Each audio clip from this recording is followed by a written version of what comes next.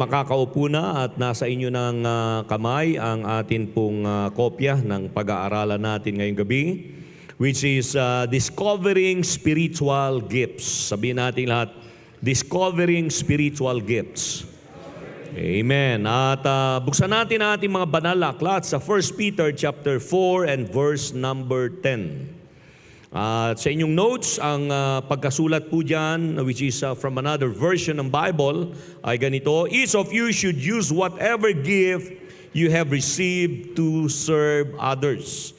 Sa NIV or New International Version, ang pagkasulat ay ganito: each of you should use whatever gift you have received to serve others as faithful stewards of God's grace in its various form. At sa iba pang translation, ang pagkasabi naman ng New Living Translation, God has given each of you, ito, mas added emphasis, God has given each of you a gift from His great variety of spiritual gifts. Use them. Sabihin natin lahat, use them. Use them well to serve one another. Sa wikang Tagalog, ang sabi rito, bilang mabubuting katiwala ng iba't ibang kaloob ng Diyos, gamitin ninyo ang kakayahang tinanggap ninyo sa ikakapakinabang ng lahat. At ito naman, para naman na makarinig kayo ng ibang mas malalim pa ng lingwahe. Kanina Hebrew, ito naman ay French. Aramaten kuma titunggal maysa, tibukod na asagot. Pagpasensyaan nyo, dagiti hangag sasaw ti French, kit di da maawatan da itoy. Aramaten kuma titunggal maysa, tibukod na asagot, nga inawat na iti Diyos, ang maipaay iti pagimbagan, tipada na atao. Naglawagan niya. Kas na imbag nga agaywan kadagiti na duma-duma a parabor nga inted ti Dios. Okay, so ang ating pag-aaralan ay patungkol po sa discovering. Atin pong didiscobrehin ang iba't ibang mga kaloob spiritual. Nagsabi nga ng ating pinaka-main text ngayong gabi ay ito po ay ibinigay ng Diyos. Hindi po ibibigay pa lang. Ang kausap dito ni Pedro, para sa inyong kaalaman, ay hindi po mga non-believers. Ang sinulatan ni Apostol Pedro sa kanyang aklat ay mga believers na katulad natin. Sabihin natin lahat katulad natin. Ibig sabihin, bautismado na sa pangalan ni Jesus at tumanggap na ng kanyang banal na Espiritu. Na bilang mga nakakilala sa Panginoon, mapalad tayo. Dahil hindi lang tayo pinagpala ng biyayang kaligtasan, kundi, mga kapatid, pinagkalooban pa tayo ng Diyos. May added na blessing, may added na regalo pa. Isipin nyo na lang yan. Pinatawad na ng Diyos yung kasalanan natin, hinugasan na tayo ng kanyang pangalan, amen, nung tayo po'y nabautismuhan sa tubig sa kanyang pangalan, at may regalo pa na kaloob ng kanyang banal na Espiritu, na tinanggap natin na ang ebidensya ay pagsasalita ng iba't ibang wika na nung nakaraang linggo ay sinelebrate ng bawat simbahan halos. Bawat simbahan sa ating samahan mula Luzon hanggang Visayas hanggang Mindanao.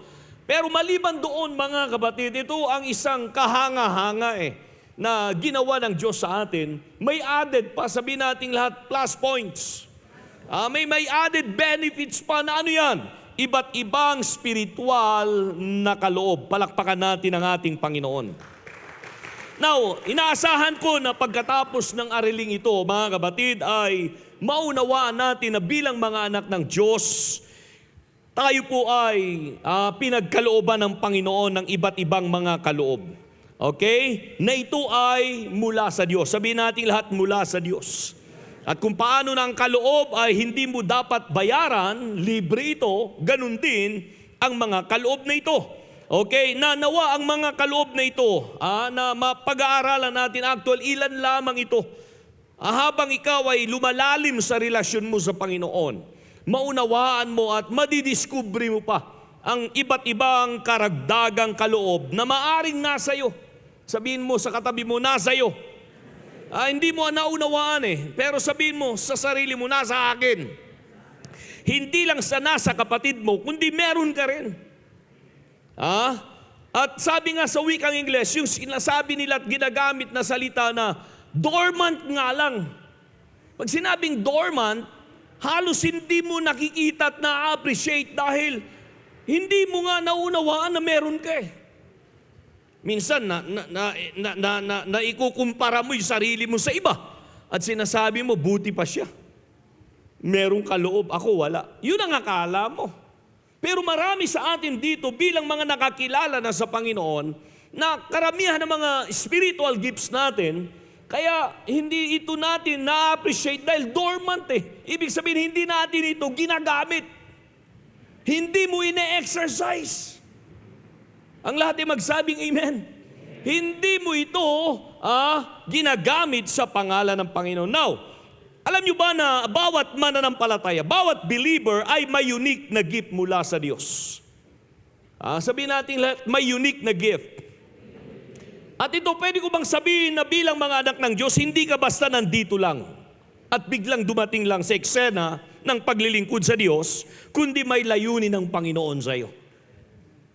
Sabihin mo sa katabi mo, may layunin ng Diyos sa iyo. Minsan ang akala natin, speaking of spiritual gifts, pang pastor lang ito. Si pastor lang ang meron yan. O kaya naman pang leaders lang ito. Sa mga leaders lang natin. O kaya naman dun sa mga selected few lang yan. Pero ako, napaka-ordinaryong miyembro, kaya siguro, sapat na taga-upo lang ako sa simbahan.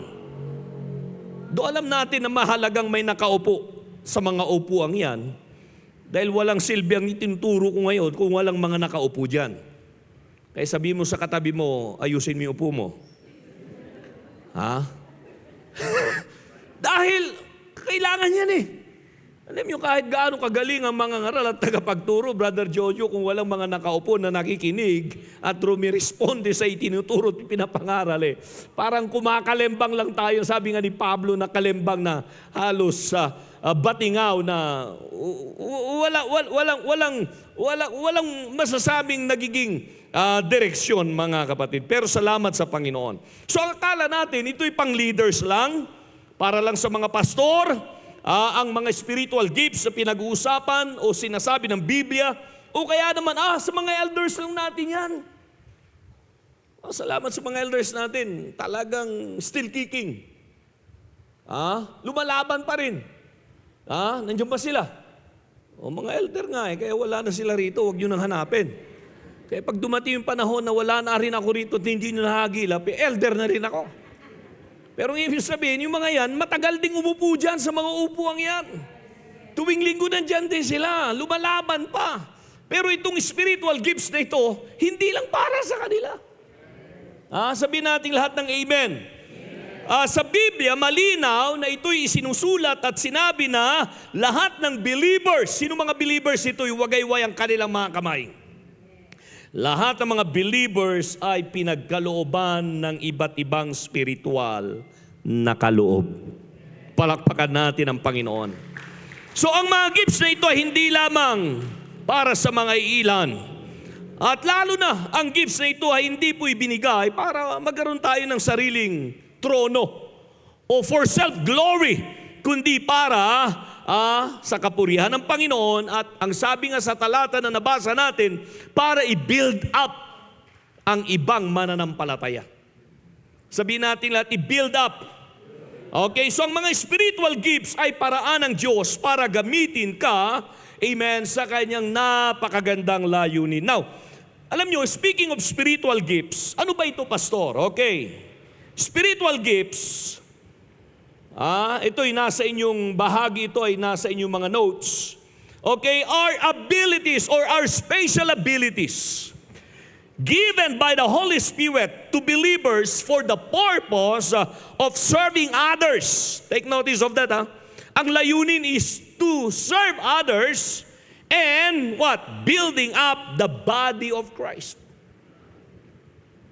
Kaya ang lahat ng ito, alam nyo, sa banal na aklat, speaking of spiritual gifts, ang kaagad na sasagi sa isipan natin ay yung 9 gifts of the Spirit.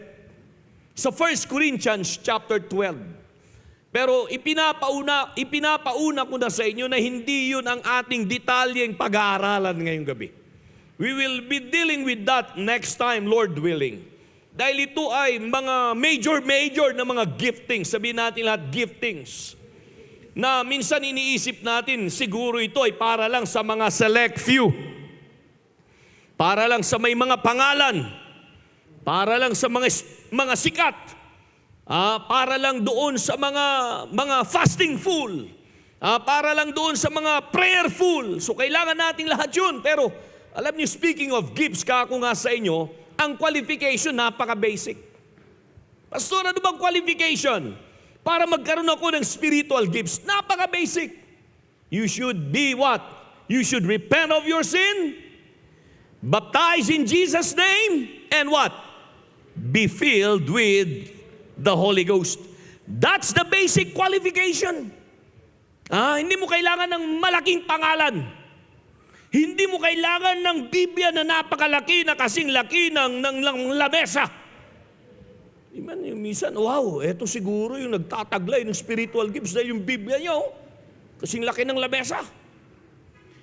At hindi rin yung tao na alam niya ang Biblia mula Genesis hanggang Revelation. Hindi rin ito para doon sa mga tao na napakalalalim ang mga unawa nila, thank you Sister Zenny, sa Hebrew at Griego na salita. But again, let me encourage you all. Ang basic qualification, baptize in Jesus' name, filled with the Holy Ghost. Palakpakan mo ang ating Panginoon. Okay? So now, eto, ang spiritual gifts ay special na abilidad na ibinibigay ng Diyos. Siyempre, ang Holy Spirit at ang Diyos, iisa yan. Sa mga hindi nakakaunawa, baka naman kasi, Pastor, bakit Diyos? Holy Ghost naman ang nagsasabi dito. Ang Diyos at ang Espiritu ay iisa. At isama mo na si Jesus pa. Iisa lang ang tinutukoy dyan. Dahil ang Diyos ay nag-iisa. Okay? So ito ay para, anong layunin? Para mag-serve sa iba, serving others, at ano pa? Para to build up the body of Christ. Or in other words, para mag-glorify ang ating Panginoon. Now, in 1 Corinthians chapter 12, itong pagkasulat, dahil nandito sa 1 Corinthians chapter 12, alam nyo, sa dinami-dami ng mga mananampalataya, alam ko, nabasa nyo na ito itong 1 Corinthians chapter 12. Alam nyo na, sa dinami-dami ng mga pwedeng exposed sa spiritual gifts, ay ito pang mga taga-Korinto. Aywan ko kung kilala nyo itong mga miyembro sa Korinto. Baka ang kilala nyo lang miyembro ay sa Calvary Tabernacle. Alam nyo ba na, for your information, kung spirituality at maturity ang pag-uusapan, kung ikukumpara ngayon, noon, yung early days ng Corinthian Church, siguro masasabi natin na mas spiritual kaya ang mga simbahan ngayon kumpara sa kanila. Speaking of spirituality, dahil minsan yun ang sukatan itong taong ito, sigurado, merong spiritual gift ito dahil napaka-spiritual. Hindi nabubuhay sa carnality. But read your Bible. Itong mga taong ito, nagmamahalan sa gawain ng Panginoon. Walang division among them. Sigurado. Pinagkakalooban sila at pagkakalooban sila ng Diyos ng spiritual gifts. Nabasa niyo ba ang pagkatao ng mga taga-Korinto? Sabi ni Pablo sa kanila, hindi ko kayo pwedeng kausapin bilang mga spiritual na mga mananampalataya.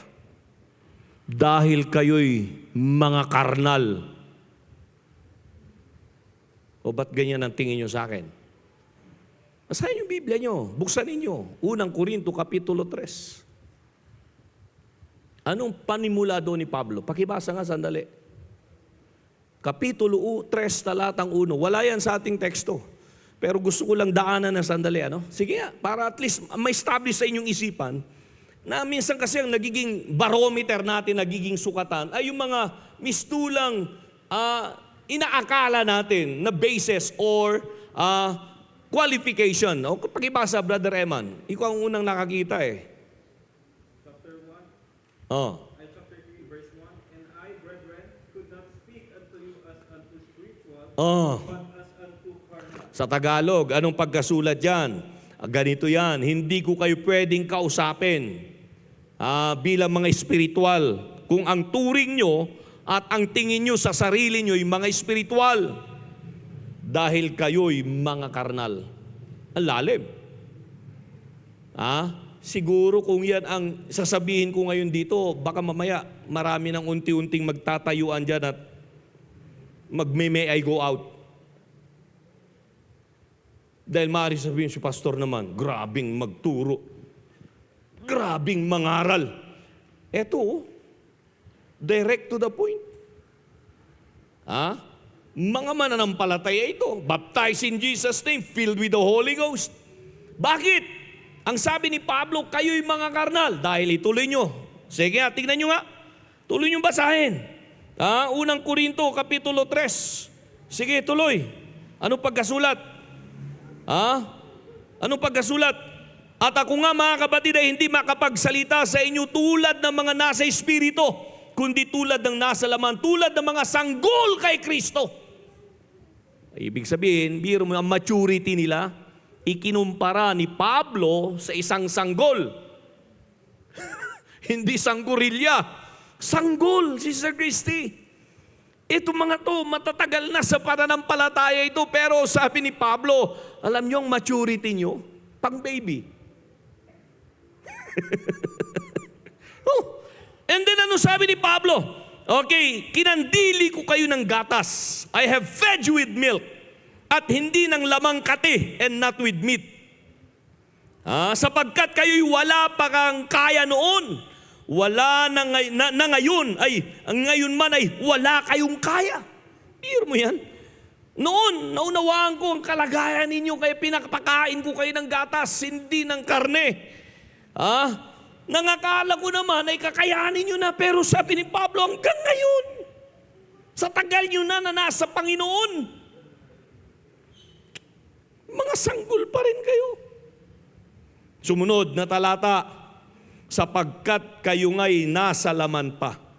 For ye are yet carnal. Bakit? Sapagkat samantalang sa inyo may mga paninibugho, whereas there is among you inveighing. Wow! Ano pa? Strife, may paninibugho, may pagtatalo. At sabi dito ni Pablo, and divisions. And then sabi niya, are ye not carnal and walk as men? Hindi ba ito nagsasabi na kayo'y mga karnal? Lumalakad kayo na bilang mga nakaugalian ng mga tao? And then verse 4, ang sabi niya, dahil ito, may isang nagsabi sa inyo, ako ay kay Pablo, at ang iba naman ay kay Apolos, na nasa Pasig. Hindi baga kayo'y mga tao? So biro mo yan. Who is then is Paul? Sabi doon ni Pablo. Who is Apollos? But ministers by whom you believe, even as the Lord gave to every man. At itong sabi pa, God gave the increase. Palakpakan natin ang ating Panginoon. Sige yung palakpak sa Panginoon. Alam nyo, dinaanan lang natin yan. Dahil gusto ko nga ilagay sa isipan nyo, speaking of spiritual gifts, kung saan pa ito na isulat, at ito'y in-address ni Pablo, hindi lang ito'y sinulat ni Pablo, para sa kaalaman ninyo, nagmamanifest sa simbahang ito. In spite of their carnalities. Are you with me? Hindi natin minamagnify ang carnality. Pero ang sinasabi ko sa inyo, ang Diyos ay kikilos at gagawa. Walang pwedeng humadlang kahit sino. Hindi nyo pa na-absorb. Ang ibig kong sabihin, gawain ito ng Panginoon. Hindi gawain ng tao. Kaya gagawa't kikilos ang Panginoon ayon sa kanyang minagaling na kalooban. Amen. Kahit ikaw ay humadlang pa, kahit ako humadlang pa, dahil sa karnalidad natin na tinatawag at tinutukoy para at the end of the day, it's not about you, it's not about me, but it's about the Lord. Ang sabi nga doon, so that no flesh should glory in His presence. Alam niyo ang ayaw ng Diyos? Yung pumagitna ka. Yung humadlang ka sa nais gawin ng Diyos para maluwalhati ang kanyang pangalan. Palakpakan natin ang ating Panginoon. Kaya ang sabi dito ni Pablo, balikan natin sa chapter 12 ng 1 Corinthians. Mga kapatid, ngayon tungkol naman sa mga kaloob ng Espiritu, nais kong magkaroon kayo ng wastong kaalaman. Okay? Then verse 4, 1 Corinthians 12:4, iba't iba ang spiritual na kaloob. Yan, tandaan nyo yan, iba-iba. Speaking of spiritual gifts, iba-iba yan. Okay, ngunit iisa lamang ang Spiritong nagkakaloob ng mga ito. Okay, and then ano ba? Verse 5, iba't iba ang paraan ng paglilingkod. Kaya hindi mo pwedeng kumparahin sarili mo talaga eh. Kaya sabi nga nila, walang kaisipan, unwise. Walang talino pag ikinumpara mo ang sarili mo sa iba. Dahil ang sabi rito, iba't iba, okay, ang paglilingkod. Ngunit iisa lamang ang Panginoong pinaglilingkuran. Then talatang 6, iba't iba ang gawain. Ngunit iisa lamang ang Diyos na kumikilos sa mga taong gumagawa ng mga iyon. And then ano pa? Verse number 11, ngunit isang spirito. Sabihin natin lahat, isang spirito. Isang spirito lamang ang gumagawa ng lahat ng ito at namamahagi. Ito magandang balita eh. Speaking of spiritual gifts, ang namamahagi ay ang Diyos sa kanyang spirito. Ito'y ibinabahagi niya sa bawat mananampalataya. At ang sabi rito, ibinabahagi niya ang iba't ibang kaloob sa bawat isa. Sabihin natin lahat, sa bawat isa. Sabi mo sa iyong katabi, sa iyo yun. At hindi lang sa iyo, meron din ako. Ayon sa kanyang ipinasya. Palakpakan natin ang Panginoon. So ang nagpapasya, mga kapatid, ang namimili kung kanino niya ibibigay ang ganitong kaloob ay hindi po kung sino-sino sa atin. Alam nyo, kung tayo lang ang pwedeng mamili, hindi na, talagang magiging bias. Dahil tayo may favoritism eh. Hello? Ay, mukhang wala kayo nun Sa pamilya na lang, Brother Snyder, di ba? Kahit ilan yung anak mo, halos di ko mabilang, Brad eh. Ayun, alam ni Sister Rose, nagbibilang pa si Snyder. Sumigaw, Sister Rose, 7! Okay ka lang, Brother Snyder? Huwag mo nang kontrahin, di ba? Sa 7 anak na yan, at ilan yung apo? 16! So, yan lang, Brad, sorry na lang, Brother Snyder. Naunawaan kita, Brad. Nakaka-relate ako sa'yo. Magkape tayo mamaya. Huwag na nga lang ako magtanong dahil sasagutin lahat ni Sister Rose. May ilalagay ako sa alanganin ito. So alam niyo ba mga kapatid, totoo yun eh. Kahit ganun na kalaki ang pamilya, mahal mo silang lahat. Walang itulak kabigi ng tatay at nanay dyan. Pero itong tandaan ninyo, mga anak, mga apo, meron at meron na malapit sa bulsa. Na hindi nyo nakita, yung dito pumunta sa bulsa eh. Ang lahat ay magsabing amen. Dahil yung iba dyan, maglulumpasay pa bago mabigyan. Yung iba naman, gumaganon pa lang, inaabot na. Ha?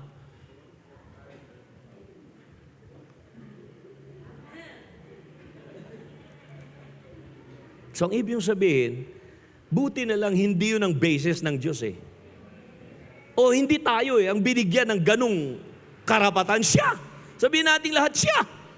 Dahil kung tayo, kung pastor lang, leader lang sa church, ang mag-identify, magdi-distinguish, magko-qualify na ito ha, ito brad, itong kaloob mo ha, ito sister, ito naman yung sayo. Meron ako maririnig. Si pastor napakabayas. Di man lang ako nakita. May favoritism ang church na ito. Di ba ganun tayo? Mas mabilis pa sa 4:00. Nahuhusgahan natin ang ating leadership. Buti na lang. Sabihin natin lahat, buti na lang. Ang Diyos ang nagpapasya sa lahat ng ito. Palakpakan natin ang ating Panginoon. Ha? Yan ang sabi ng Biblia eh. Ang pasya ay mula sa Diyos. Now, let's move on. Ang spiritual gifts ay ano? Una, ito ay God-given. Given by God, galing sa Diyos, at hindi ito pinagtatrabahuhan. Not earned. And then pangalawa, ito ay for service. Ibig sabihin yan, para sa paglilingkod. Not for self-promotion. Hindi para ikaw ay makilala o may promote mo pa ng higit yung sarili mo. Alam niyo, kaya nabanggit ko kanina, yan ang ayaw na ayaw ng Diyos eh. Yung hatian mo siya sa kanyang kapurihan. Kaya nga si Nebukadnezar, napakatalino niya dahil sa panahon niya, naitayo at nangyari yung the hanging garden sa Babylon na one of the ancient wonders noon sa mundo. Nag-isip lang si Nebukadnezar. Aywan ko, siguro kasama na rin yung promotion niya. May rekoreda, umikot sa buong syudad ng Babylon. Inangkin niya yung glory, inangkin niya yung talino. Bukas, sumunod na araw, saan nasumpungan si Nebukadnezar? Nandun na siya sa masukal na kabundukan. Nakalahalubilo niya na yung mga hayop na naroon hanggang sa nawala na siya sa kanyang sanity. Nakikikain na siya sa kinakain ng mga nandoon. Humaba na yung mga buhok niya. Ay nahanap niya si Delia, wala nang tagalinis ng kuko. Humaba na ang buhok. Ha? Hello? Oh, kayo may mga suki dyan ni Delia, di ba? So, ang ibig sabihin, yun lang. Brother, ano? Ano ka ba? Brother ka ba dyan? Ha? Si brother din. Iniisip ko kung ano pangalan ng brother na ito eh. Ha? Di ba? Yun lang. Kinuha niya, nakihati lang siya. Ang ayaw na ayaw ng Panginoon ay yung makihati ka sa kanyang glory. Ang lahat ay magsabing amen. Na dapat, hindi lang sa bibig, dapat sa puso at isipan. Kasi madaling sabihin sa bibig. Pero sa puso, nakikiagaw ka. Sa isip, nakikiagaw ka. Kaya pala, bukas makalawa, makikita mo na yung sarili mo kung nasaan ka.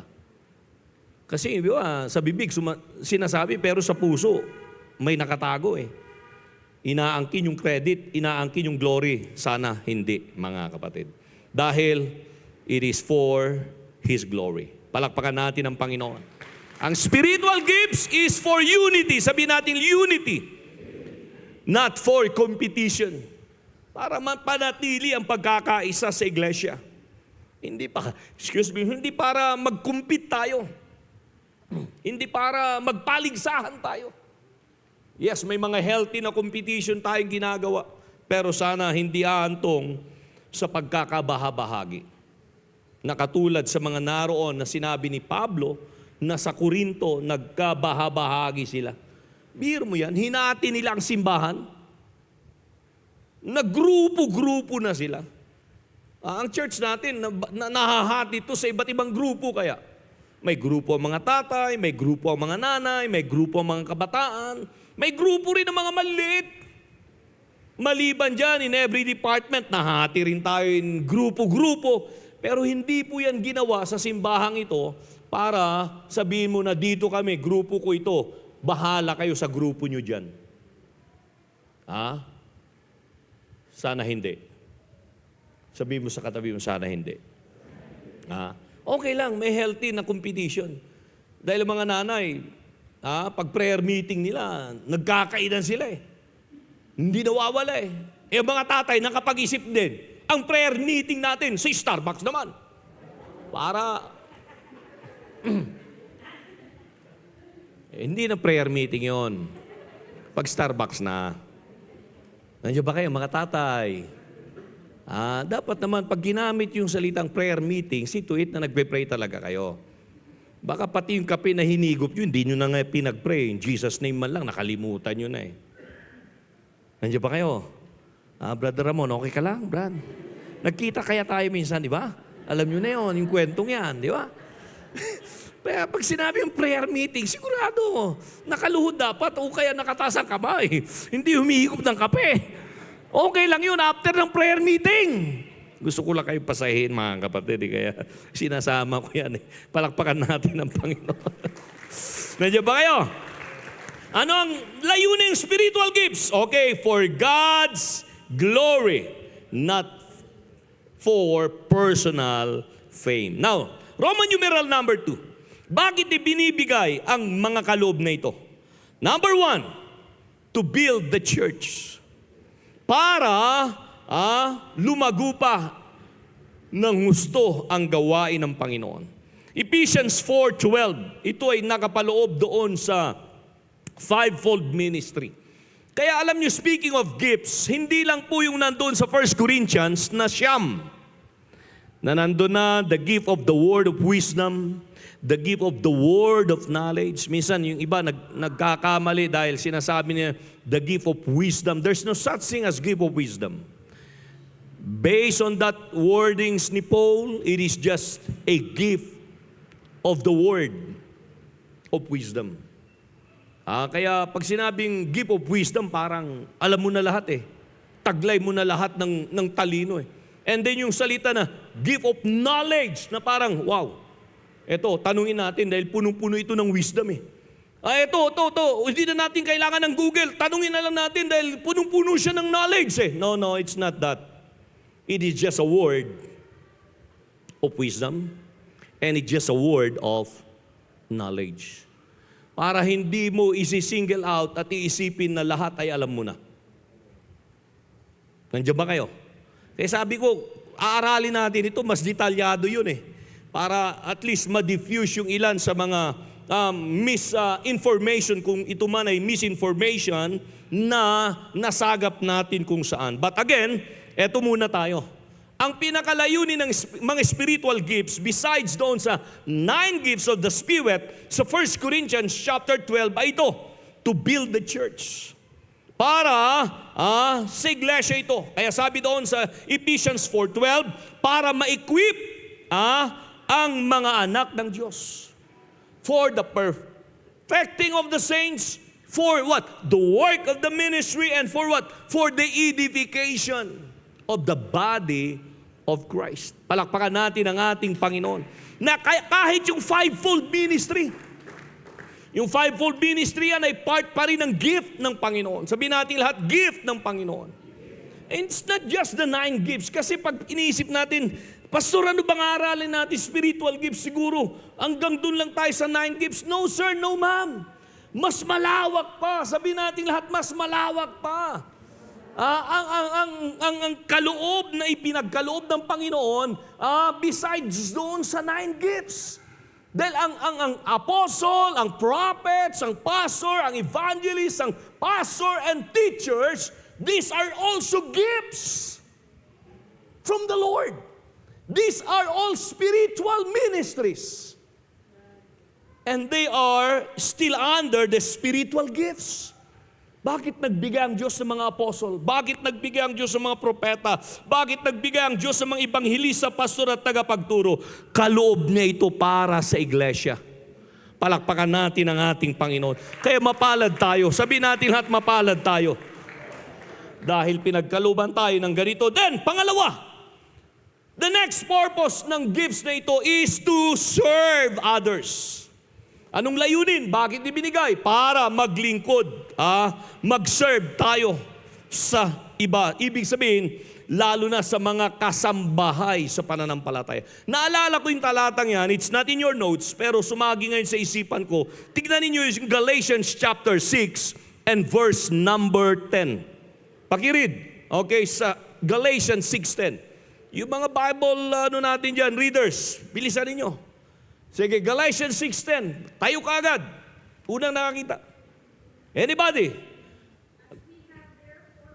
As we have therefore opportunity, let us do good unto all men, especially, take notice of that, unto them who are of the household of faith. Palakpakan natin ang ating Panginoon. So ang spiritual gifts ay binigay, amen, para ito'y gamitin sa paglilingkod.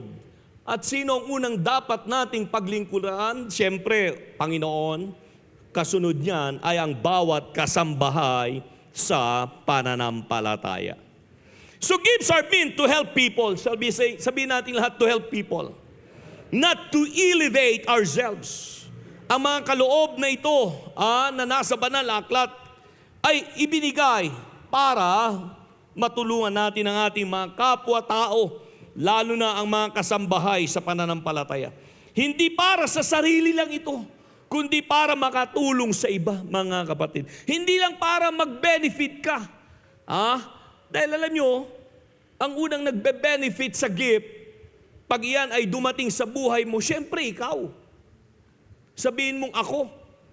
Ikaw mismo. Binibless ng Panginoon. But hindi dapat huminto sa'yo. Hindi dapat mag-dead end sa'yo. Dapat ito rin ay naibabahagi sa iba. Now, sa Romans 12:3, itong pagkasulat, not to think of himself more highly than he ought to think. Huwag naman. Hindi ito pang self-promotion, sabi nga natin sa pasimula kanina. Ang mga spiritual gifts sa banal na aklat, at mula sa Panginoon, hindi para ma-elevate ka sa sarili mo. At tanyagin at tignan na, wow! Bigyan natin ng daan. Nandito na yung anak ng Diyos. Na punong-puno ng spiritual gifts. Hindi ganoon. Sabihin mo, hindi ganoon. Hindi ganoon. Hindi yun ang layunin ng Diyos. Hindi para ikaw ay palakpakan. Hindi para ikaw ay, alam nyo, nakakapangilabot kaya minsan. Nakakapangilabot talaga. Kadalasan yung mga pagpapakilala na sobra na. Alam niyo yung tinutukoy ko? Okay lang na magpakilala ka, pero wag naman yung sobra. Naalala niyo? Kwento ito Buhay pa noon yung pastor ko Sa isang gawain daw doon sa parting Bisaya siya basta sa isang gawain na dinaluhan niya. Camp meeting ito. Siyempre kilala si Pastor Rumpad. Magaling na mga ngaral. Pinunasan ng Diyos. At icon ng ating samahan. Nung ipinapakilala ng MC, grabe. Pinatayo ang kongregasyon. Mga kapatid, shall we all stand? Sabi niya. And now, we are about to hear the Word of God. And ladies and gentlemen, shall we welcome the man of the hour, the man of God. Marami pa siyang palamuti na ginamit Kulang na lang sabihin, on this corner, wearing blue barong and weighing. Parang ganun kasi introduction alam nyo naman si Pastor. Kung advance kang mag-isip, yun ang akala mo. nabasa niya na eh. Pagdating niya doon sa entablado, tumatalon din siya. Tapos sabi niya, sa susunod, huwag gagawin yun, ha? Dahil minsan, nakakapangilabot. Aywan ko lang, kung at is kayo, may mga tao kasing gustong-gusto nila yun eh. Yung mabubulaklak na introduction. Kasi iba-iba naman kaya tayo ng pagkatao, di ba? Yung iba tao, yung iba people. Dahil yung iba na tao, halos ayaw nila yon. Pero yung iba na people, gustong-gusto nila yan eh. Nakukulangan pa nga eh. Na para bagang mas anointed ang preaching mo pag gano'n ang introduction mo. Hello? Na para bagang wow, magsasalita pa lang yung mga ngaral na islay na yung mga tao. Eh sabi ko, nakakapangilabot kaya yan. Kaya pag kayo nagbigay ng introduction sa mga ngaral, huwag na masyadong palamuti. Huwag masyadong mabulaklak. Huwag na masyadong sobra na halos hindi na kayang tayuan ng mga ngaral. Yung sarili niya. At ikaw na mismong naghulog sa kanya. Sa kanyang kinatatayuan. Dahil ang sobrang papuri, tandaan ninyo, mistulang ikaw na rin ang nagtutulak para siya'y mapahamak. Kaya sabi dito ni Pablo, not to think of himself more highly than he ought to think.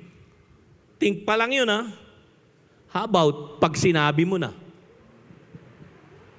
Sa isip pa lang yun, Brother Tony. How about pag lumabas na sa bibig mo? O di mas delikado na. Kaya nakakatakot. Hawakan mo yung dibdib mo, nakakatakot. Hindi naman kayo nakakatakot eh. Kaya sa Tagalog ang sabi nito, huwag kayong mag-isip ng higit pa sa dapat ninyong isipin patungkol sa inyong sarili. Subalit mag-isip kayo sa sukat ng pananampalataya na ibinabahagi ng Diyos sa bawat isa. Palakpakan natin ang Panginoon. Okay, next, number 3. Ang layunin kung bakit ibinibigay ang mga kaloob na ito is to glorify God. Sabihin natin lahat, to glorify God. Para maluwalhati ang Panginoon. 1 Peter 4:11, so that God may be what? Praised. Pakinggan niyo ito, your gift is not about you. Whatever your gift is, it's not about you.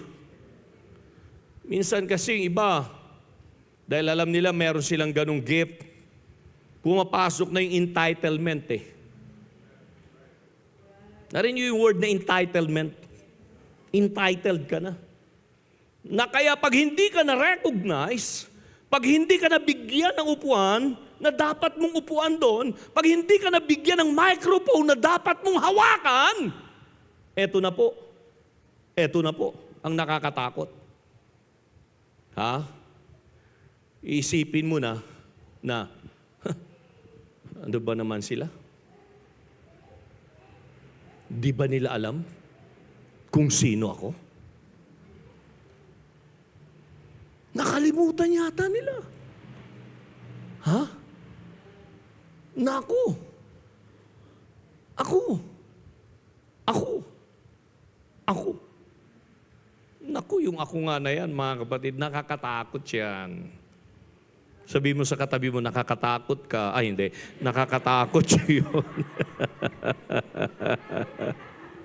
Palakpakan nga natin ang Panginoon.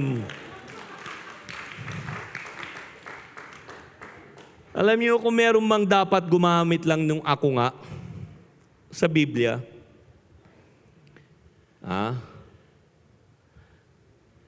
alam niyo kung sinong nagmamay-ari nung ako nga? Sino ba yon? Sino yon? Hindi tayo.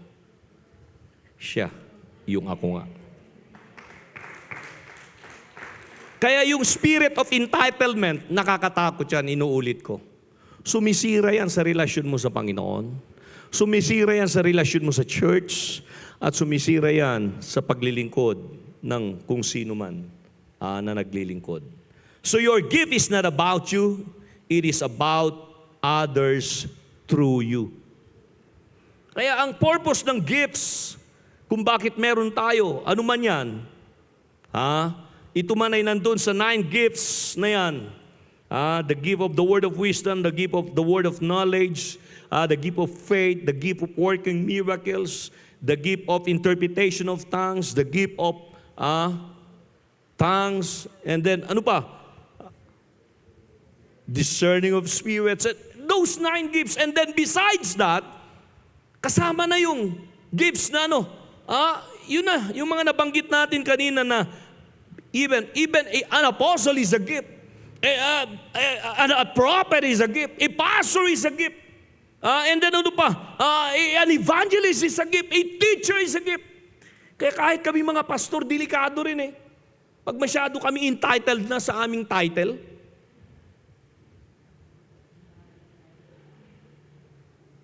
sinusubok din kami ng Panginoon. Para makita lang kung kumusta na yung, baka ikaw yung nakikihati na sa ako nga. Pero wag namang intentional, wag naman masyadong garapalan dahil mananagot ka naman sa Diyos. May kasabihan, it's not just kasabihan, it's Bible. Give honor to them that is due to receive honor. Ang lahat ay magsabing amen. Alam natin yon. But, may mga pagkakataon. Kaya, alam nyo, nung buhay pa yung pastor ko, pag nakikita kami yan, alam ko Eugene, kumusta ka na? Sa dinami-dami ng mga tao doon na nakakilala sa akin. At may position na ako at that time. Pero pag nandun yung pastor ko, he is just using my first name.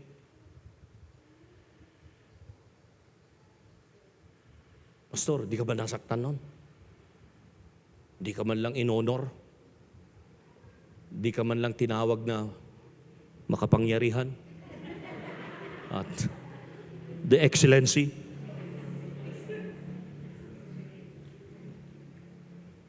Mas safe ako doon. Yung iba, pag tinawag sa first name, nababackslide na eh. Parang nawawala na ng anointing. Pero wag nyo namang gawin doon sa mga dapat. Dahil, siyempre may level ng respect, level ng honor eh. Wag naman yung pastor nyo tatawagin yung, hoy, kumusta ka na? O tatawagin mo na sa first name. Naunawaan nyo ako? Pero pag ang pastor yung gumamit noon, huwag naman kayo mag-backslide. Yes, kilala kita. Pero may mga times, okay lang naman, nagabitan nyo yung pangalan ko. Kumusta ka na, Eugene? O di bumabata kaya ang dating ko noon? Hindi ko ramdam na senior na ako pag tinawag nyo ako sa Eugene. Ang pakiramdam ko, parang 16 years old ako. Pero, timbangin mo yung spirito mo. Narinig nyo ako? Pero pag ikaw tinawag kitang Tony, wag naman, pastor naman. Di ba niya alam na ako'y si choir director ng Calvary Tabernacle at kailangan niya akong tawagin, director. So naririnig si Jurik, tinatawag kang Jurik ito eh. Assistant pastor na yan. Wag niya lang ipakita na nasasaktan siya pag tinatawag ko siya ng first name. Dahil may kalalagyan siya. Ikaw, Jojo, ganun din. Eto, si Brother Isaac. Monsignor, kumusta ka na? O di, lalong. Nagkakaunawan ba tayo? Nararating nyo ba kung nasaan ako ngayon? Nasusundan nyo ba ako? Huwag lang mag-isip. Yung sobra. Ang point dito, ibabalik ko doon sa dati. Huwag naman tayong sobrang maging entitled. Kung sino tayo, kung ano tayo, at kung anong meron tayo. Palakpakan natin ang ating Panginoon. Sige, palakpak sa Panginoon. Okay, now ito, Roman numeral number 3. Biblical illustration ng spiritual gifts. Una, si Bezalel. Sino ba itong si Bezalel? Kapitbahay nila Jezebel. O si Jonabel. Kamag-anak nila Jonabel ito. Tinitingnan ko nandito si Jonabel. Jonabel, nandiyan ka ba? Di ba kamag-anak niya si Bezalel? Bezalel. Itong si Bezalel, ito ay yung isa sa mga lahi ni Judah na pinagkatiwalaan ng iba't ibang kaloob na ito ay ibinigay ng Diyos para mangyari ang tabernacle sa wilderness. Alam niyo itong tabernacle na ginawa sa wilderness na ipinagawa ng Panginoon sa kay Moses at sa bayan ng Diyos. Grabe, napaka-intricate, sabi nga nila, napaka-masela ng trabaho na kanilang ginawa at gagawin. At alam niyo kung sinong pinagkalooban ng ganong creativity at skill na ito ay isa sa mga gifts. Ito yung sinasabi ko. Speaking of spiritual gifts, hindi lang umiikot sa 9 gifts ang pinag-uusapan natin. Nandiyan ba kayo mga kapatid? So itong si Bezalel ay binigyan ng creativity at skills. Binigyan siya ng Diyos ng wisdom at skill sa paggawa ng tabernacle. Sa pag-design, sa pag-aayos dito, kung paano niya iayos ito ayon dun sa direktiba ng Panginoon. So alam nyo, ang gifts na pinag-uusapan natin, spiritual gifts, pwede ko bang ilagay sa inyong unawa na pag binigyan ka ng ganyan, binigyan ka ng ganong wisdom, ganong skill, that is considered as a gift from the Lord. Palakpakan natin ang ating Panginoon. Alam nyo, hindi lahat ng spiritual gifts ay nasa larangan lang ng pagtayo dito sa likod ng pulpito at dito sa entablado. Alam nyo, kahit gaano kagagaling na tayo dito na tumayo sa entablado at sa likod ng pulpito, alam natin ang bawat kilos at ang bawat igagalaw natin. Alam nyo, kung wala tayong mga skills at mga creatives or mga giftings na nagfa-function sa church, nako, ano kaya yung itsura ng simbahan natin kung wala tayong Bob na ibinigay ngayon? Nasaan ka, Bob? Nandiyan ka ba? Bob, paramdam ka. Palakpakan nga natin ang Panginoon. Oh, grabe oh. Isa sa mga pinagkaluban ng skill. Kaya itong mga alipores niya, nasa paligid niya, nako, ma-pick up nyo lang yung mga gifting na yan. Grabe, marunong kayo mangaral, marunong na kayo magturo, marunong pa kayo. Kung paano magkumpuni, paano gumawa ng mga bagay na ganito. Wow, palakpakan mo ang ating Panginoon. Oh yes, kayo mga worker na dumaan dito, alam nyo, kung sakali man na magdalawang isip sila sa pagkatawag nila sa Panginoon at sabihin nila pagod na silang mangaral, pwede silang mag-apply. Bilang albularyo, bilang mason, bilang Ang tinutukoy ko sa inyo, mga kapatid, it's all about giftings na iba't iba. Palakpakan natin ang ating Panginoon. Hindi lahat ay preaching. Hindi lahat ay teaching. Kasama rin ang mga practical skills and abilities, na ibinigay ng Diyos sa church. Kaya, isa na yan, yung mga nandyan sa larangan ng mga nag-art. Hindi mga maaarte, ito, may gift ito. Bakit? Ang arte kasi, pastor. Grabe. Hindi yun. Hindi po sila kasama doon. Ibang gift yun. Tatalakayin natin yan sa susunod. Yung mga maaarte na yan. Pero yung mga marunong ng art, ayan, marunong ng design, kapatid, ibinigay na gift mo yan mula sa Panginoon. And then ano pa? Ito, makinig kayo na nasa mga media dyan. Ayan, gift yan. Dati, di na-appreciate kaya yan. Ngayon, sila na yung palakad-lakad dyan.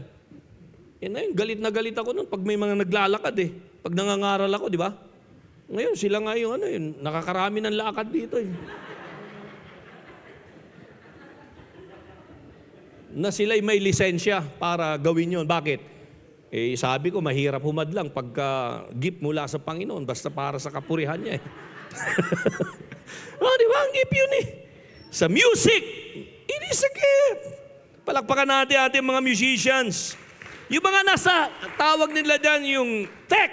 Ano ba yung tech na yan? Huwag nyo nang dagdagan. Yung tech, huwag nyo nang lagyan ng ibang salita na nauuna. Basta tech. Mga nasa media, nasa music, nasa tech. Ano ba yan? Ang lahat ng yan ay part ng gifting na ibinibigay na ngayon, ang nagbe-benefit ay ang church. Palakpakan natin ang ating Panginoon. Okay, number 2. Isang halimbawa rito ay si Moses. Alam niyo ang leadership, it is also a gift. Sabihin natin lahat ng amen. Alam niyo, salamat sa mga leaders natin sa church. Palakpakan natin ang ating Panginoon. Ano kaya ang itsura ng Calvary Tabernacle ngayon kung wala ang mga kapatiran na merong leadership giftings sa church na ito? Dahil lang akala natin ang leadership lang, umiikot lang sa buhay ng pastor. Nagkakamali kayo. Noon, palagi kong sinasabi, at hanggang ngayon, totoo yan Totoo yan. Noon pa naman kaya, na ganito na yung buhay namin ni Ma'am Jem. Hindi nga lang nahalata noon. Madalas, noon pa, maliliit pa itong mga bata, nasa biyahe na kami. Madalas yun. Hindi nyo na napapansin. Bakit? Kalakasan ko pa noon, kaya nakakabalik kami. Bago nyo malaman na wala kami. Totoo yun. Wala pa kasing Facebook nun. Si Ma'am Jem, lahat ng lakad namin, alam nyo, dahil may Facebook na Tapos ako pa yung cameraman. Ako pa yung nagbibideo. Ay, say ko. Ako pa. Kaya pag kumikita siya, sabi ko, yung akin naman, yung share ko naman dyan. Kayo, nagla-likes kayo sa kanya. Ako, hindi nyo napapansin dahil ako may hawak ng camera Iba na kasi ngayon. Pero noon, wala pa kasing Facebook lalo na noon, iisa pa rin distrito natin, hindi pa ito nahati. Mga kapatid, grabe yung biyahe noon. Wala pang sasakyan noon. Siyempre, kabataan natin, kaya kong magbiyahe kahit alanganing oras Sarili ko lang dala ko Babalik ako rito ng, kung hindi Sabado, Biyernes. Magbi-visitation, magba-Bible study, and then Sunday, magtuturo sa Bible School ng Lunes, then biyahe ulit pagdating ng Martes. Pastor Marcos noon, nakasama ko, hindi na bumabalik sa simbahan niya Ang dala niya, maleta. Ako, backpack. Dahil pag umiidad ka, maleta ng dala mo Pero pag bata-bata ka, backpack lang Kaya magkikita uli kami sa isang destinasyon. Dahil itong dalawang distritong ito, apat na section pa lang ito noon. Sa lawak na ito na naging dalawang district na. Isipin nyo na. So, dati na. Kaya sabi ko, nagmamalaki ako, hindi sa sarili ko kako. Alam nyo kung bakit ang Calvary Tabernacle ay pinagpala? Dahil pinag-usapan, Pastor Eugene, grabe ka. Dami mong biyahe. Kako, ngayon nyo lang napapansin yan, noon pa yan. Paano lumalago ang church? Kako, may mga leader kami na naturuan. May mga leader kami na sold out sa gawain. May mga leader kami na nagmamahal sa ministry. May mga leader kami na maaasahan. Palakpakan natin ang ating. At totoo yan. I'm not just telling these words. Totoo yan. Totoo yan. Totoo yan, mga kapatid. At hanggang ngayon, totoo pa rin yan. Kaya pag may mga nagtatanong sa akin, yun pa rin ang bukang bibig ko dahil totoo Hindi ko pwedeng ariin, hindi po pwedeng angkinin yung bagay na hindi ko naman talaga nagawa. Nandyan kayo. Ang ginagawa ko lang, nagtuturo lang. Katulad ngayon, nagtuturo lang. Kaya madalas yung mga leadership training natin noon, madalas yung mga seminar natin noon, madalas pag kahit na counting schedule, nag-schedule talaga tayo dahil kung hindi ko gagawin yun, kako, Lord, paano na lang ito? Kaya salamat Nandyan kayo, mga kapatid. Si Brother Snyder, naging leader din ito eh. Sister Rose, marami na. Yung mga current, and then present, and then ano pa? Former, past, present, and gusto nyo, future. Palakpakan natin ang Panginoon. Leaders. Dahil, katulad ni Moses, mga kapatid, God's calling is not based on confidence, but on obedience. Hindi kailangang perfect ka. Kailangan lang willing ka. Mga leaders natin, may mga flaws din ito eh. May mga weaknesses din. Hindi naman naging perfecto mga leaders natin, kahit sa ngayon eh. Kaya wag nyo lang ilagay sa corner yan dahil magre-react din yan. Pastor, ang mga leader pa natin hindi sumpungin. Ano sa akala nyo? Mga sumpungin din yan. Makikitid din ang kurdo ng mga yan. Pero nagpipigil lang. Palagi lang, Jesus name, Jesus name, Jesus name. Nang ibig mong sabihin, mga kapatid, kahit pastor nyo kaya eh. Kahit sino sa atin dito, may mga flaws and mga, hindi tayo perfect. But, salamat sa Diyos. Sabi ko sa inyo, salamat sa Diyos. Ang lahat ay magsabing amen. And then ano ba, isang example dyan si Peter. Alam nyo, sa church, meron din mga tao rito na, alam nyo, pinagkalooban din tayo ng Panginoon na mga tao na ang gift nila ay sa evangelism at ano pa, sa pangangaral. Alam nyo, before the day of Pentecost, si Pedro'y matatakotin. Si Pedro, mga kapatid, ay talagang, alam nyo ng pagkatao niya, dininay niyang Panginoon 3 times. Wala siyang ganung lakas ng loob na tumayo para sa Panginoon. Pero after the day of Pentecost, alam nyo ng pagbabago ng ibig kong sabihin, pwedeng baguhin ng Diyos ang kahit sino sa atin para gamitin niya sa kanyang kapurihan after na pagkalooban niya ng mga kaloob. Palakpakan natin ang ating Panginoon.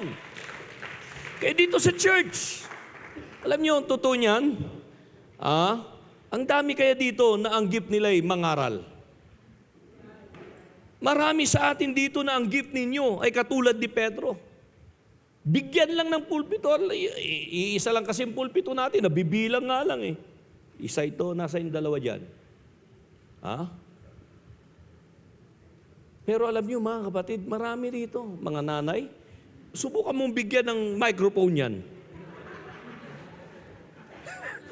O bakit napunta na naman tayo sa inyo? Mga bida talaga kayo eh. Alam nyo na yun eh. Pero hindi lang mga nanay. Mga tatay din. Pabuiluhin nyo lang mga tatay. Mapagbigay lang kami. Kaya sa inyo palagi microphone eh. Kaya pag nag-iisa na kami, doon kami nagsasalita. And then ano pa? Mga young people. Alam nyo, sabi nga nila, naalala ko ito nung panahon na nagta-travel kami ni Ma'am Jem. At that time, alam nyo yan eh, halos 1 month kami sa Canada, o US muna nun, US. Alam nyo, mga Amerikano, pag umalis sila sa church nila, 1 linggo lang eh. Pag in-invite natin dito, 1 linggo lang. Dahil sabi na, hindi namin pwedeng iwanan yung simbahan namin ng 2 linggo. Eto, naka-1 buwan na kami doon. Ang sabi ng mga namimit namin, what? You've been here for a month? Man, how's your church? Siyempre, ako naman may nakatago yung, oh yeah, your church is God, man. Give me fine. Dahil yun talaga eh. Sabi, paano mag-function church mo? Wala ka doon, 1 buwan ka na.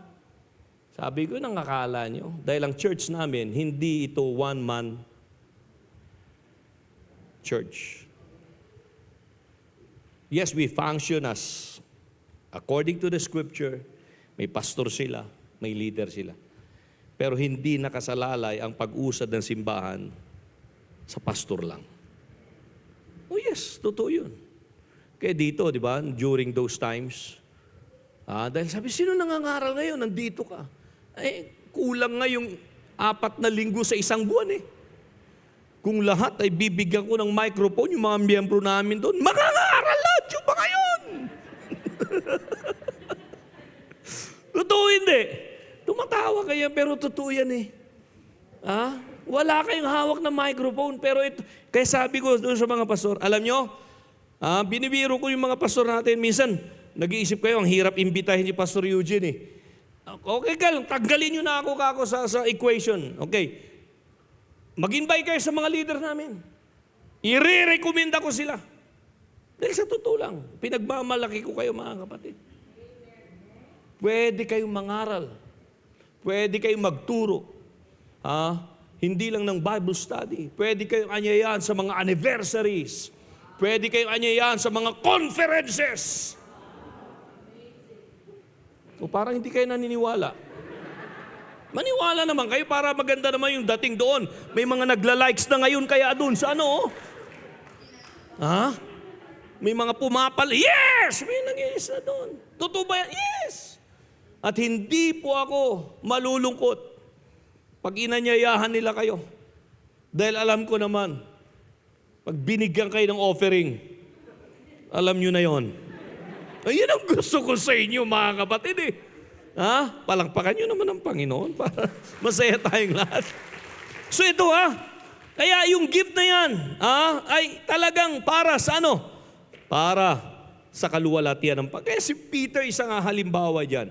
And then, alam nyo, speaking of gift, hindi lang sa leadership, hindi lang sa skills and creativity, hindi lang sa evangelism at preaching, pati sa pagtuturo. Alam nyo si Pablo, initially, ang kanyang gifting ay teaching. Pero hindi lang umikot sa buhay ni Pablo ang gift of teaching. Dahil ito ang basa ko ito para sa mga nagtatanong as far as how to operate the 9 gifts of the Spirit. Alam nyo si Pablo, ito po ay isa sa mga tinatayuan ng mga Bible scholars na itong 9 gifts of the Spirit sa 1 Corinthians chapter 12, kung meron mang isang tao ng Diyos na nabuhay noon, na itong 9 gifts of the Spirit na ito, na pinaka-major na mga giftings, ito mga pinag-uusapan natin na ilan, yung skills, yung creativity, yung leadership, giftings na yan. Yes, part of spiritual gifts na pinag-uusapan. Pero yung 9 major giftings, pakinggan nyo ito. Alam nyo ba na ito'y nag-manifest lahat, nag-operate sa ministry ni Apostle Paul? Grabe itong taong ito ng Diyos eh. Pero, pumasok ba sa kanya entitlement? No. Tingin nga niya sa sarili niya, I am the least among the many. Biro mo yan? So alam niya kasi kung saan niya ibibigay yung glory. So hindi lang teaching. Dahil by profession, itong si Paul ay miyembro ng Sanhedrin. So, may aral ito. Alam niya kung paano kunin ang atensyon ng mga tao. Alam niya kung paano laruin ang crowd sa kanyang mga pagtuturo. Pero pastor, hindi ba siya preacher? Preacher din siya. Matinding preacher itong si Paul, mga kapatid. Actually, ang basa ko nga ito eh. Siya po ay fiery, mighty, anointed preacher. Bakit ko nasabi yan? Tignan nyo. Sa 1 Corinthians chapter 2, verse 1. Ang sabi niya doon, when I first came to you, sabi niya sa mga taga-Korinto, I didn't use lofty words and impressive wisdom to tell you God's secret plan. For I decided that while I was with you, I would forget everything except Jesus Christ, the one who was crucified. And then ang sabi niya, I came to you in weakness, timid and trembling. Biro mo yan? Dahil alam nyo, naunawaan ni Pablo, na iba yung pagtayo sa likod ng pulpito. Iba yung pagtayo sa presensya ng Diyos. Kaysa pagtayo niya sa harap ng mga kapwa niya, miyembro ng Sanhedrin. Pwede siyang makipagdebate doon parang sa Senado ngayon na nag-aaway sila. Kayang makipag-aaway doon ni Pablo. Kayang makipagsabayan sa lingwahe nila doon. Pero na-realize ni Pablo na nung inilagay na siya ng Diyos sa ganitong ministry. Biro mo yan? Ang sabi niya rito, I came to you in weakness, timid and trembling. And my message and my preaching were what? Very plain. Rather than using clever and persuasive speeches, I relied only on the power of the Holy Spirit. At ang sabi niya, I did this so you would trust not in human wisdom, but in the power of God. Grabe, grabe. Matinding mga ngaral ito. Anointed ito. Sa isang translation nga, sabi niya doon, you'll remember, friends, sabi niya, that when I first came to you to let you in on God's sheer genius, sabi niya rito, I didn't try to impress you with polished speeches and the latest philosophy. Sa isang translation pang ang sabi doon, I didn't use big words or try to sound wise. Kasi minsan may mga mangangaral, may mga tagapagturo, ang dating sa kanila, pag gumamit sila ng salita na persuasive at mga speeches, wow, mapapabili. Alam nyo, hindi ganon ang likod ng pulpito. Maaring may hahanga sa galing mong magbitaw ng salita. Pero, yung sinasabi dito ni Pablo, ang sabi, I deliberately kept it plain and simple. First, Jesus and who He is. Then Jesus and what He did. At ang sabi, I was unsure of how to go about this and felt totally inadequate. Sabi pa nga niya rito, I was scared to death. If you want the truth of it, wow. Kaya sabi nga ni isang mangangaral, pag tumayo ka sa pulpito at wala ka ng kaba sa dibdib, delikado na. Dahil mistulang, kaya mo nang i-manipulate ang crowd, ang tao, ang kongregasyon, ang mga nakikinig sa'yo. Alam nyo, sa biyaya ng Diyos, 40 years na kami ni Ma'am Jem sa June 7. At halos hindi rin kalayuan ang edad namin sa ministry. Dahil pumasok ako dito sa ministry sa biyaya ng Diyos. Yes, 1983, first year ko sa Bible School. So ika-count mo na yon, 1983. Doon ako'y na-license 1984, the following year.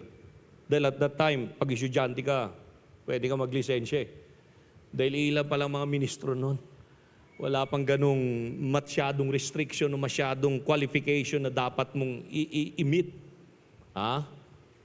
No? So 1983 sa biyaya ng Diyos, wow, purihin ang Panginoon. Pero pastor, pag ikaw ba'y nangangaral at nagtuturo, kampante ka na ba? Yun ang akala nyo. Alam ni Ma'am Gemma yan eh. Kaya minsan, sabi, matulog ka naman. Minto ka na sa kababasa ng mga bersikulo mo dyan. Parang hindi mo naman alam yan.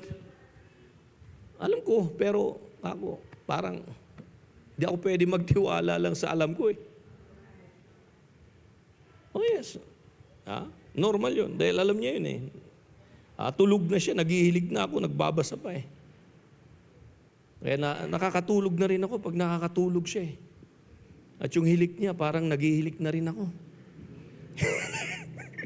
Nandiyo ba kayo? Oh yes. Hindi ko pwedeng kumampante. Ang lahat ay magsabing amen. Dahil iba eh, pag tumayo ka rito sa likod, hindi ito pagalingan eh. Hindi pagwapuhan. Kung pagwapuhan pa ito, tapos na tayo. Parang alam nyo ng kasunod, di ba?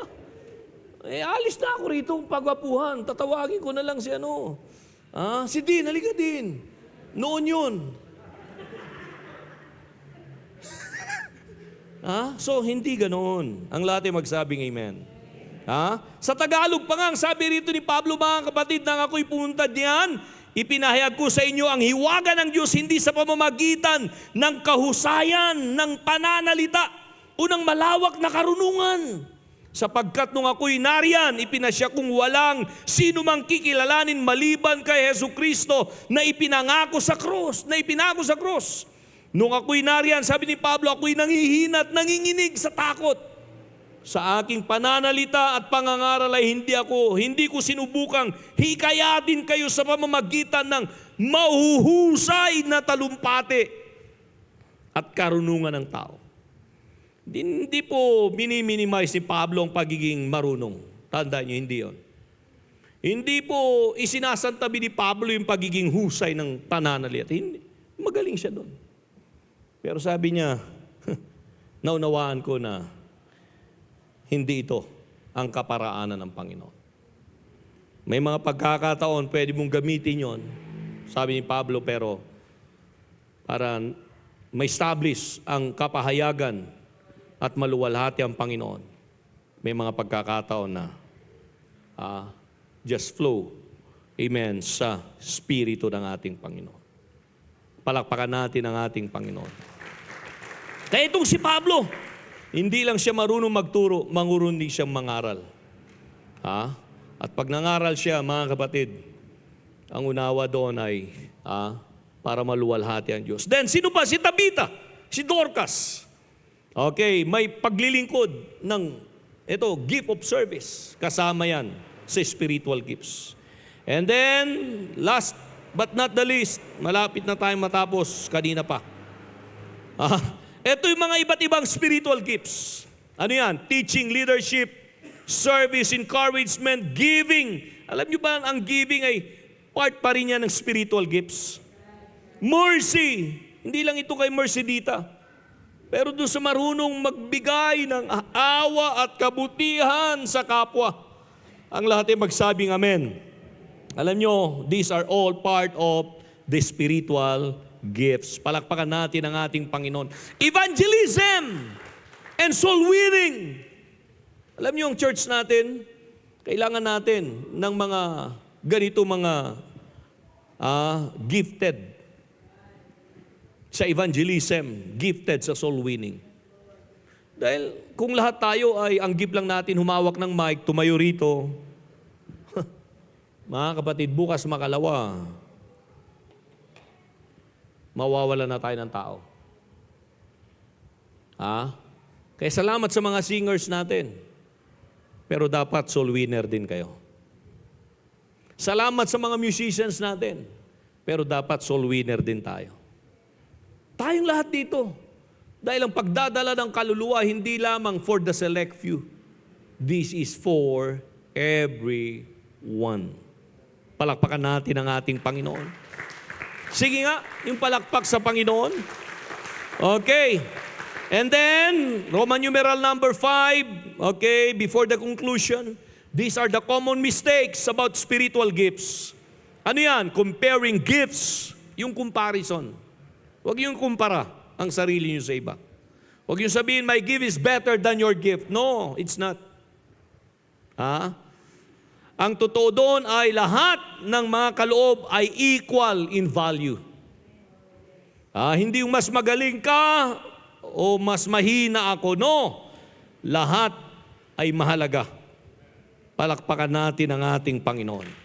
And then ano pa? Neglecting gifts. Yung denial na sinasabi mo, Pastor, I don't have any gift. Pero ang totoo niyan na ito, everyone has a gift. Meron tayo niyan. Dahil ikaw ay bautismado sa pangalan ni Jesus, tumanggap ka na ng Holy Ghost. Meron ka niyan. I-discover mo lang. Kaya nga yan ang pamagat ng ating lesson eh. You must discover your giftings. Okay, whatever that is. Then number 3, using gifts for self-glory. Common mistakes. Dahil ang gifts ay for God's glory, not for what? Personal fame. Gifts are for God, not for what? Fame. Then number 4, mistake ay ito, not developing gifts. Anong ibig sabihin yan? Dahil siyempre, through doon sa pagiging yung ignorance natin, ang point ko dito ay yung hindi mo kasi dinidevelop, hindi mo in-explore. Okay, gifts grow through what? Practice and faithfulness. Gifts needs to be developed, mga kapatid. Paano madidevelop yung gifts mo? Hindi ka naman available. So kailangan, you must be available. And exercise your giftings with all humility. Palakpakan natin ang ating Panginoon. And last but not the least, the conclusion of the whole matter is this. Spiritual gifts are not for self-promotion, but for His service. God designed every believer with what? Purpose, ability, and calling. You are not random. You are equipped. Your gift is God's assignment in your life. So, the advice is this, use it well. Tayong lahat ay tumayo, palakpakan natin ang Panginoon. So, hindi aksidente. Sabi mo sa tabi mo, hindi aksidente na meron kang gift. Kung ano man yan, huwag kang magdabog. Hindi aksidente yan. It was designed by God. Hallelujah. Hindi ka basta nandito lang. May gamit ka sa kingdom ng Diyos. Tulad ni Bezalel, tulad ni Moses, tulad ni Peter, si Paul at Tabitha. Silang lahat ay hindi nagkataon lang. Inilagay sila ng Panginoon kung saan sila naroon noon para makatulong sa iba at sa gawain ng Panginoon. So ang gift natin, anong gift mo? Yan din yung assignment mo. Praise God. Pastor, ano pang gift ko? Hanggang ngayon obvious naman. Alam mo kung anong skill, anong talent meron ka. Pastor, parang feeling ko, ang gift ko ay umawit. Di, mag-practice ka muna. Saka mag-practice sa restroom. Doon ka muna bumirit. Doon ka muna mag-insayo. Alam niyo yung dalawa naming apo kanina, si Johan at saka si Yumi, nagjujuwit sila Binidyo ulit ni Ma'am Jem Isang content uli yun. Pag may mga ganun kang apo, nako, marami na naman. Daragdag the follower mo. Grabe, nagjujuwit sila kanina habang nag-aanda ako ng lesson. Sabi ko, nagmana talaga itong mga to. Nagmana talaga sa lola nilang si Lola at si Lolo. Hallelujah. Datian naman natin sila, mga kapatid. Huwag naman natin kunin lahat. Palakpakan natin ang ating Panginoon. Yung palakpak para sa Panginoon. At siguro ito yung laban ng isipan natin. Pastor, ano ba talagang gift ko? Gusto ko malaman Simulan mong manalangin. Lumuhod ka, mamaya pag uwi mo. Kumisto lang, hindi mo pa rin mahanap. Dahil sa totoo lang, marami sa inyo dyan, nag-iisip Pero yung iba naman, kitang-kita na may gift kayo Dahil speaking of spiritual gifts, ang akala mo kasi na spiritual yung may bersikulo ka palagi. Yung talagang nandito ka na visible na nakikita. No. May gift ka. May gift ka. May skill ka. May ability ka. And that's part of gifting na binigay ng Panginoon. Itong kapatid natin, cook ito, chef, di ba? That's your gift, man. Magluto ka pa. Si Brother Dennis, pintor ito Sinong gusto magpapinta sa inyo dyan? Gift yun. Sino ba? Si Brother Bob, huwag niyo munang kontratahin ngayon, marami pang trabaho. Pero that's gift. Yung pagmamaneho, Brother Snyder, na-miss kita, Brad. Alam mo si Brother Snyder kung bakit na-miss ko ito? How I wish na makabalik na siya kaagad Dahil ang gift nito, magaling na driver to. Isa lang yon. Oh yes, maraming moment na emergency. Brad, kailangan kita. Takbo ka agad yan. Yun ang maganda. Sa mga nakakaunawa ko yung gifting nila. Hindi pa hele-hele dahil alam nila, kailangan sila. At yung gift nila, mapakinabangan at magagamit sa oras na yan. Kung naalala mo, Brad, na-stranded kami doon sa boundary ng Lupao at boundary ng Pangasinan at Nueva Ecija. Alanganing oras, 12:00 ng gabi. Hindi na umandar yung sasakyan namin. Buti na lang huminto doon sa isang walang kabahayan pero Lord, wag naman dito ka ako. Dala ko noon yung kambal, si Ma'am Jem. Galing kami Cagayan, alanganing oras, hindi ko na pwede silang iakyat dahil huminto na talaga doon yung sasakyan. Napaka-remote na lugar. Nag-pray ako habang alam ko na ihinto na, Lord, wag naman dito. Dapat may isang bahay. Meron talaga isang bahay doon kami tumapat di ba?